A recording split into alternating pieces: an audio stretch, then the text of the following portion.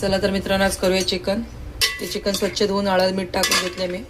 आता मिक्स करून घेते आणि वाफेवर शिजवून घेते एक 15-20 मिनिटं. तेव्हा तर आपण वाटण तयार करून घेऊया. आज आपण हिरव्या वाटणातलं चिकन करणार आहोत. चला तर मित्रांनो, इथे मसाल्यासाठी मी घेतले कांदा, लसूण, हिरवी मिरची, आलं. आता कांदा भाजून घेते आधी, नंतर टाकते त्याच्यात सुकं खोबरं. चला तर टाकते खोबरं.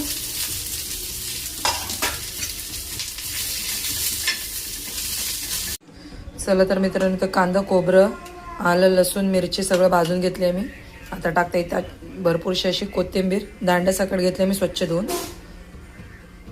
दांडे टाकले तर दांड्यांची चवच वेगळी असते. आज आपण हिरव्या वाटणातलं करतोय. चला तर सगळं मिक्सरला बारीक वाटून घेते.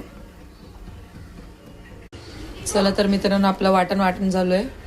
आता टाकते तेलात. इथे तेल गरम झालेलं आहे. आता टाकते कढीपत्ते. आता टाकते वाटलेलं वाटण.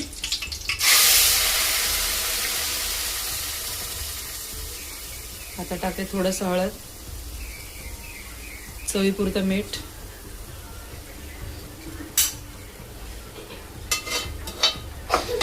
चला तर चांगलं मिक्स करून तेल सुटूस तर मसाले परतून घेते. चला तर मित्रांनो, मसाले चांगले परतून घेतले मी. आता टाकते चिकन बॉईल केलेलं.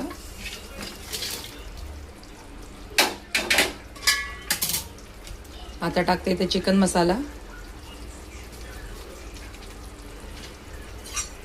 चांगलं मिक्स करून घेते.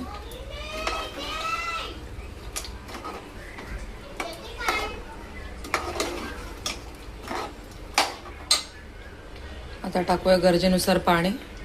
तुम्हाला जेवढं पातळ घट्ट हवं असेल त्या हिशोबाने तुम्ही करू शकता.